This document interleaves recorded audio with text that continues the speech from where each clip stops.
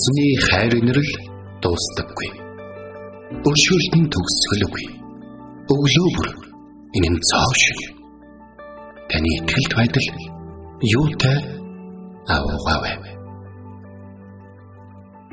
Хермоны шүүдэр өглөөний хөтөлбөр эхэлж байна.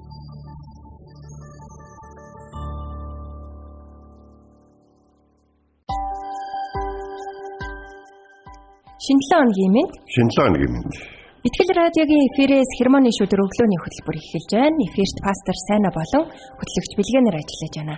Сонсогч танд өглөөний мэндийг хүргэе. За, өнөө өглөө болсон чинь бүр ингээд ажиллаж хот орчин мэдрэмж төрдөг шин. Айл хэдийн өдөр болсон ч биш. Өглөө болоод 1-2 цаг болсон ч гэвчтэй тийм мэдрэмж төрсөн. Тэгээд таны хувьд ямар байсан юм бол те?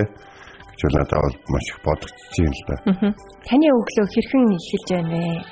Сонсогчтаас хуваалцаарай. Тэгээд амралтын өдрүүдээ Бурхны ивэл өрөөлөөр дүүрэн өнгөрөөсөн үү? Тэгээд гэрчлэл дүүрэн байгаа бол та мөн гэрчлэлээс хуваалцаарай. Мөн Хермоны шүүдрийн нэвтрүүлгээр хуваалцж байгаа үгсээс та авж байгаа тэр ивэл өрөөлөө те бусдад бас та гэрчлэн тунхаглаж хуваалцаарай гэж таныг бас энэ өглөө ятгахж байна. Тэгээд манай хамтдаа нэвтрүүлгийн нэг дугаар дээр ингэжсэн. Бид Бурхны үгийн ашиг тусыг нь хэрхэн хүртэх вэ? Тэгээд энэ тухайс бид нэр Итгэл радиогийнхаа пэйж дээр постор оруулсан байгаа. Тэгээд магадгүй таас анзаарч ирсэн баг. Тэгээд энэ өглөө дахиад нэг сануулад хэлье. Бид Бурхны үгийн ашиг тусыг хэрхэн хүртэх вэ? Нэгдүгээрт Бурхны үгийг бид унших буюу сонсох ёстой. Хоёрдугаарт бид сонссон буюу уншсан зүйлдээ итгэх ёстой юм аа. Гуравдугаарт бид тэр үгийг зүрхэндээ хүлээн авч амьдралдаа хэрэгжүүлэх ёстой. Ингэснээр бид Бурхны үгийн ашиг тусыг хүртэх болно. Амен. Тэгэхээр ерөнхийдөө бол бид нэг юм бүр огт нэгнийхээ огт мэдэхгүй юмыг бол их ярьдаг. Харин бид нэр шинээр ингээд хуваалцаж явах үед яадаг вэхээр бидний бодол санаа ингээд зэгцэж байдаг. Зэгцэж яг одоо надад энэ агуу энэ Библийн хэсгийн яг аль хэсгүүд нь одоо миний амьдралд хэрэгтэй үү гэдэг хэсгүүд нь зэгцрээд явж байдаг. Тийм учраас ерөнхийдөө бол үгийн цагаас болоод Библийг уншихаас бол та битгий цааргалж байгаарай гэдэг зүйлийг бас уриалмаар санагдаж байна. Тийм. Маш энгийн энэ уран алхмыг ихэд эзэн таны амьдралд хэрхэн ажиллаж байгааг тэ Бурхны үг ямар хүчтэй вэ гэдгийг та амьдрал дээр харах боломжтой шүү. Тэгээд хамтдаа энэ өглөө эзний өмнө ирцгээе.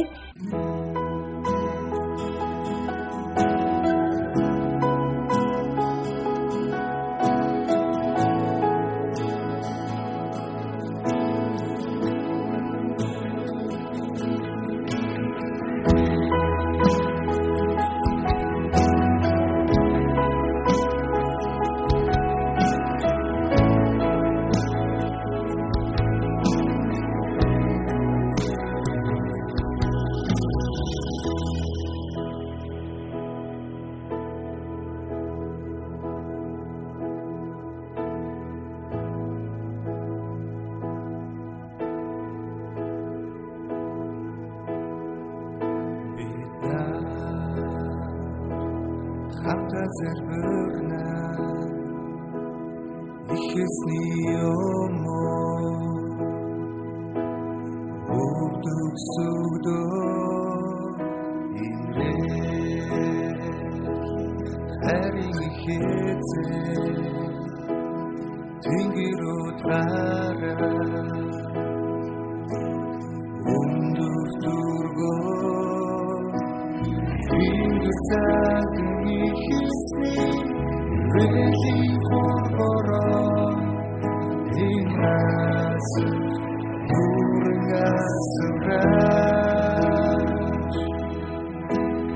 He's aiming in the red, only for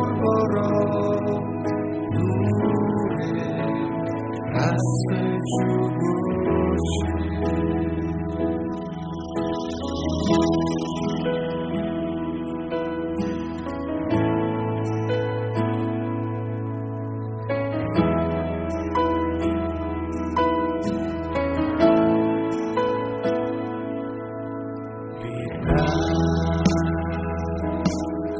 as it were.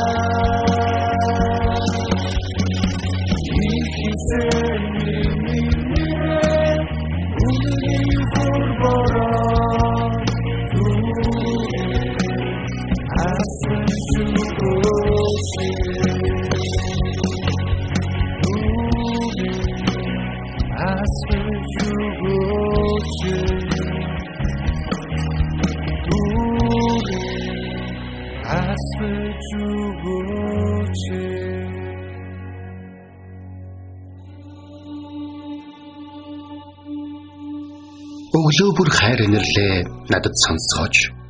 Танд л би итгэдэг үлээ. Явах замыг минь надад зааж өгөөч. Танд л би сэтгэлээ өргөн байна. Дуулал 143-ийн 8.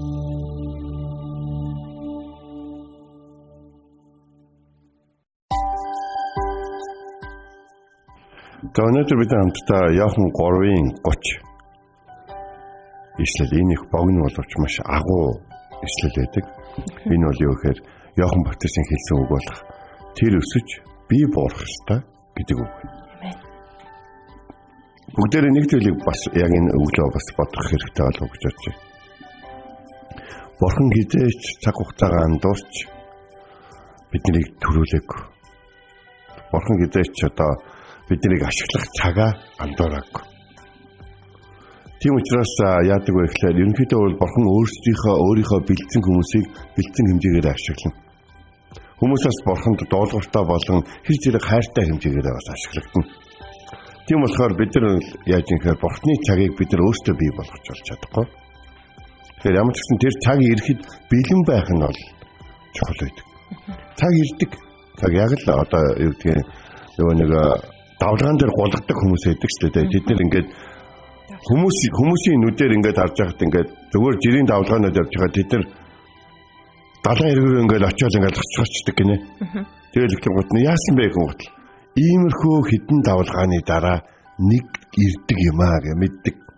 Тэг хүмүүс адилхан ирдэг давлгаанууд болж байгаа гот бүгдөө зэрэг далаараа гүйлдээл жижигхэн давлгаараа урс хилээд ингээд таашаа явж ирэл. Үнэхээр яг тэдний хэлжсэн том давлгаа босоод ирдэг гэж байна. Тэгэхээр эзний цагийг болон энэ эзэнд үйлчлэх үйлчлэлийг дуудлагыг мэддэг хүмүүс Бурхан дуулууртай байдаг хүмүүс түүний цаг нь хизээвэ гэдгийг бол мэдэж байдаг ба. Бас түүнд хэрэглэгдэхийн тулд хизээ нэгэн цагт тэр давлгаа ирэх үед бас эзэн ашиглахыг хүссэн тэр өдөр нь өөртөө үйлчлэл өөрт нь эзэн юу өгсөн бэ? Би юу гаргах ёстой вэ гэдгийг маш сайн мэддэг. Тэр давалгаа ирэх үед гинтхэн багш хүн байж яснаа гинтхэн шал өөрхөн болж хувирахгүй. Эзэн тэр хүнийг яг тэр үед за би чамайг яг энэ үед яг ийм байдлаар хэрэглэх гэж байгаа шүү. Чи энэ хоёр бандыг дөрүүлж хадахын тулд л яг энд зогсож явах болно те. Чи энэ нурцсан хэрмийг барихын тулд яг энд зогсож явах болно. Чи энэ дээврийг одоо те тоолоод Есүсийн өмнө болсны дараа дээврийг засахын тулд те энд байх болно. Чи эсвэл одоо юу гэдэг те. Чи энд чиний оруулсан зүйл, чиний оролцсон оролцоо чиний хувьд жижигхэн бусад хүмүүстэй зөвлөж жижигхэн мэт санагдаж байгаа боловч бурхан тэр жижиг чам шиг жижиг зүйл хийсэн олон хүмүүсийн мөчлөөр дамжуулаад Тэнгэрийн хаанчлалыг дийлэх нэгэн агуу том ажлыг хийсэн байдаг юм аа гэж. Тэгэхээр Иохан Баптист бол мэдээж Иесус бол хамаатан байсан баг.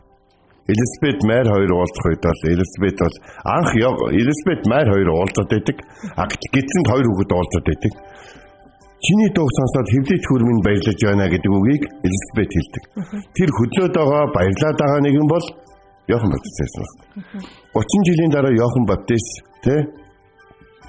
шууд эзний үгийг тунхаглаж та нар гимшигтэн Тэнгэрийн хаанчлалд ойрхон байд. Ингээд хүмүүсэгтэй за та нар одоо гимшлээ батлан усан баталгаа хүрттэй гэж ярьж байхдаа нэг зүйл дотор нь яриад байсан. Миний араас ирэх нэгэн байгаа. Би та нарыг усаар угааж байгаа тэр та нарыг галаа. Би түүний шаахаагч тайлах ирэх байхгүй гэдгээ тэр бол хэлээд байсан. Тэгэхээр хүмүүс шууд асууж байгаа. Гэхдээ та нөгөө Месая юм уу эсвэл одоо өөр хүн ирэх юм уу? Бараг ойрын үед л тань шиг ийм хүн байгаагүй шүү гэж. Тэгэхэд өөрийгөө биш харин миний араас ирж яваа гэдгийг бол хэлж байгаа.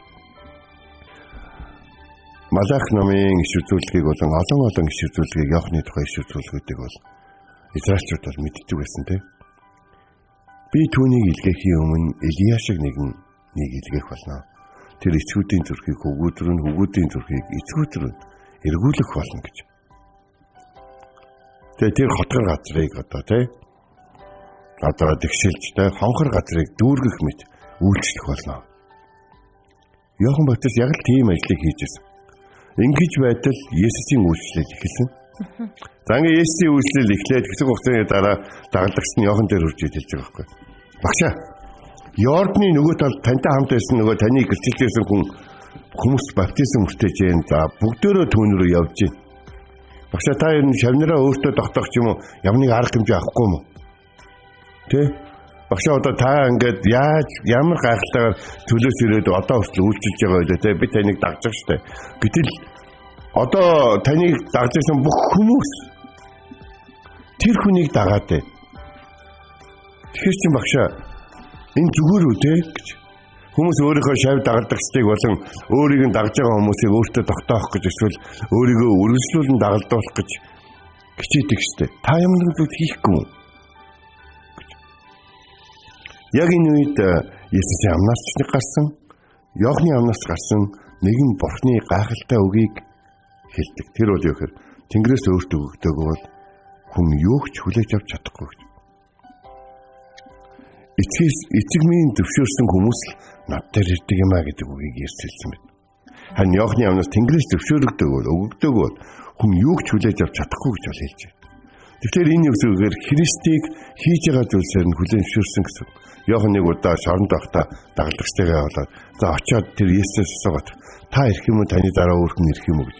Хүмүүс өөрөөс нь асууж ирсэн юмыг Иохан Есүсээс асуусан. Есүс дагалдагчд нь юу хэлж явуулсан гэхээр үтсэн сонсноо түүнд яриа гэж хэлсэн. За ингээд Иохан бол Есүсийг өөрийнх нь дараа ирж байгаа нэгэн буюу өөрийнх нь тэр гэрчлэлээсэн шааханых нь үдээсийгч тайлах хэрэггүй нэгэн гэдгийг мэдсэн байсан.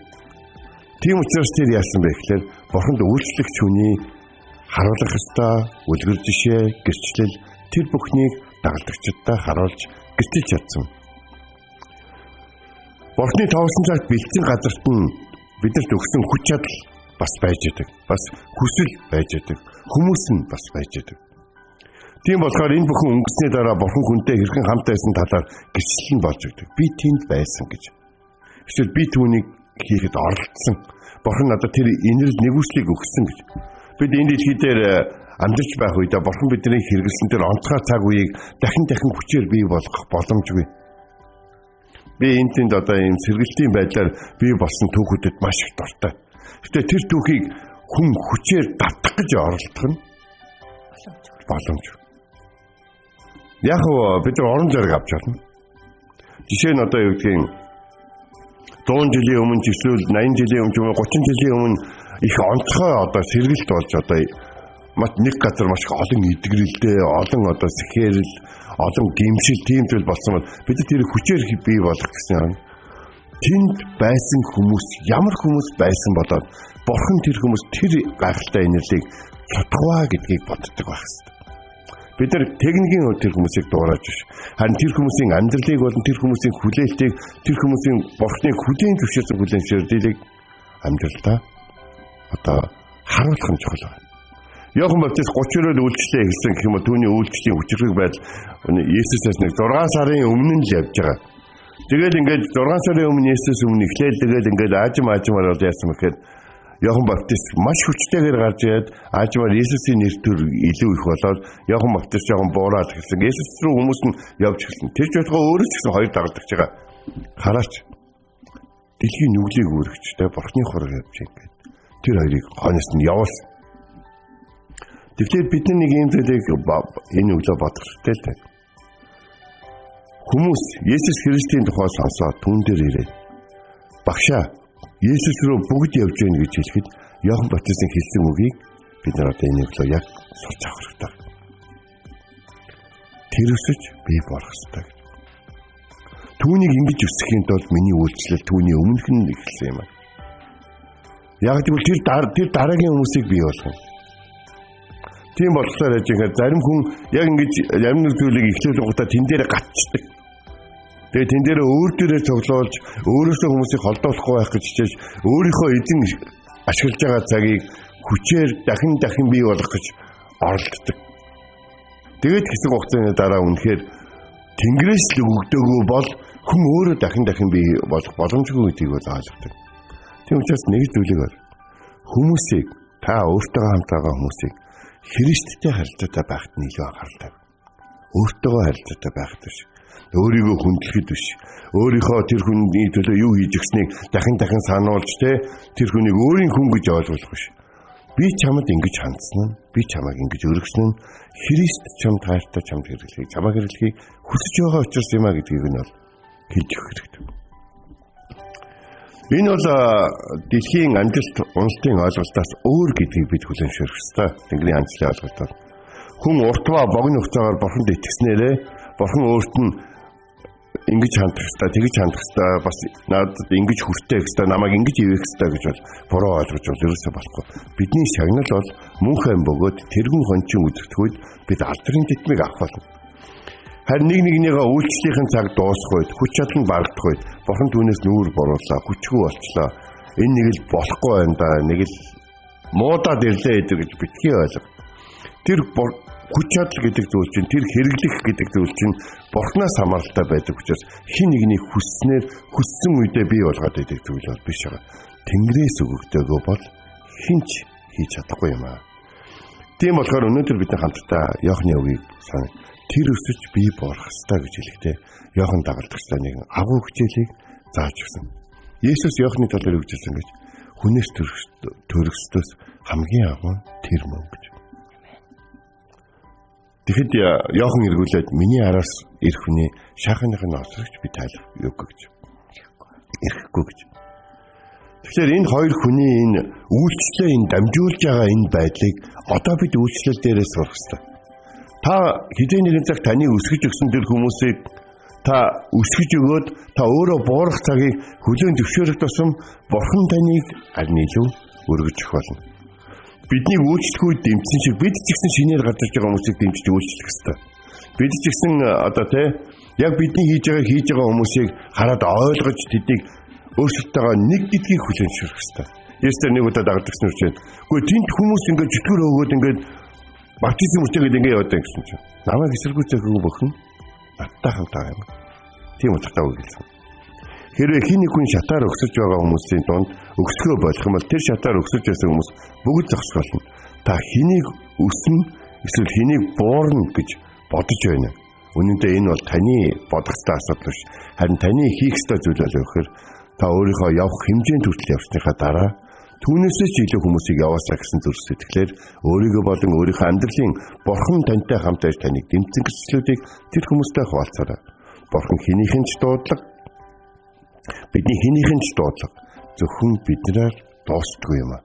Бүгд үргэлжлэх цаг дээр байх ёстой. Учир нь Бурхан бол мөнх, үйлчлэл бол Есүс Христийн эр хөдрийг хүртэл байсаар байх болно гэж. Амен. Тэр өсөж харин би буурах ёстой хэмээх хэллээс өнөөдөр бид нар суралцлаа. Тэгээд эзний өмнө хамтдаа ирцгээе. Магадгүй бид Бурханы ажилд саад болж байгаа юм биш үстэй. Магадгүй бидтэй маш олон удаа тэг Бурханы ажилд ингээд оролцоод тий энэ бол тэр болохгүй ч юм уу тий маягаар бид нэр ингээд Бурханы ажилд саад болж байгаа юм биш үстэй. Харин тэр өсөж бид буурах ёстой юм шүү. Эзний өмнө ирцгээе.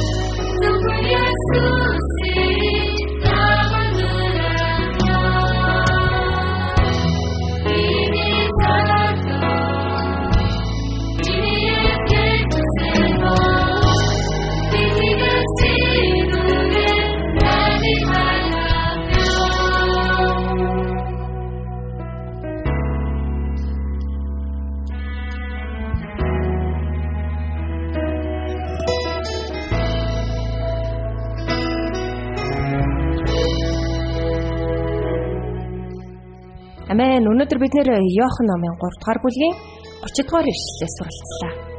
Тэр өсөж харин би буурах ёстой гэв. Бид бусдыг Есүс рүү хөтлөхөд анхаарч өөрсдийн хүсэл, сэтгэл хөдлөлийг багасгах хэрэгтэй юм аа. Бид бусдын амьдралд сөргөөр нөлөөлж Есүсийн алдрах хүслийг хааж болохгүй гэдгийг та маш сайн санаарай. Бид дэмжлэг, урам зориг өгөх замаар түүний алдар ихсэхэд тусалж сэтгэл хөдлөлөө хянах хэрэгтэй юм шүү. Нэг удаа нэг дуутайгаа нэг юм. Jordan, Kobe Bryant энэ хоёр сагсчин байгаа шүү дээ. Шал өөр цаг үед амьдарч байсан. Энэ хоёр сагсчин тоглох юм бол аль нь дийлэх үг надаас авахгүй. Хэрэв Jordan яг Kobe Bryant шиг урдаа Jordan эднэр гэсэн ийм алдартай тамирчин байх юм бол Jordan ялах хаа гэж. Тэгэхээр Kobe Bryant бол олон Jordan шиг ахнар махнар байгаа харах.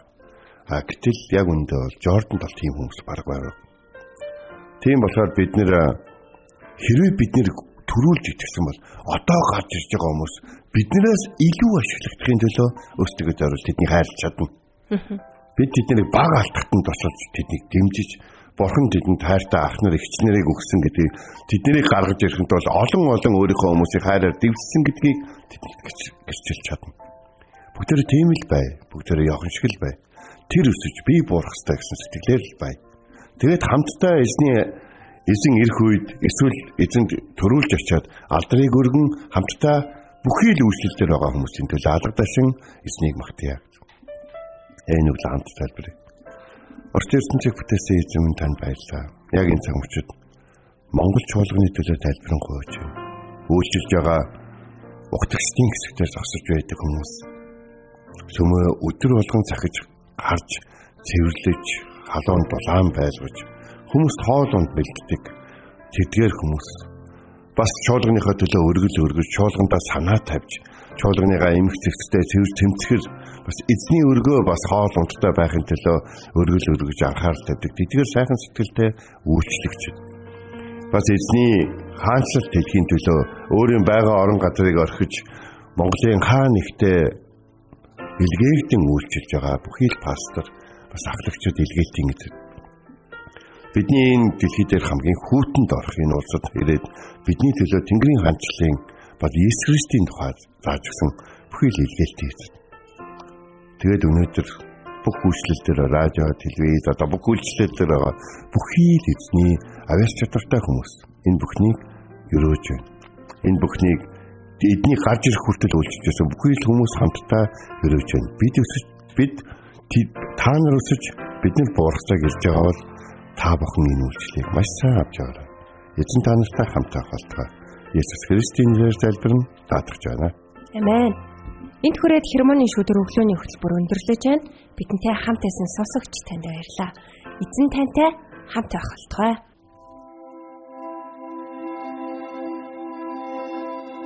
Эзэн зүрхийг чинь Бурхны хайр ба Христийн төвчөрт чиглүүлэх болтугай.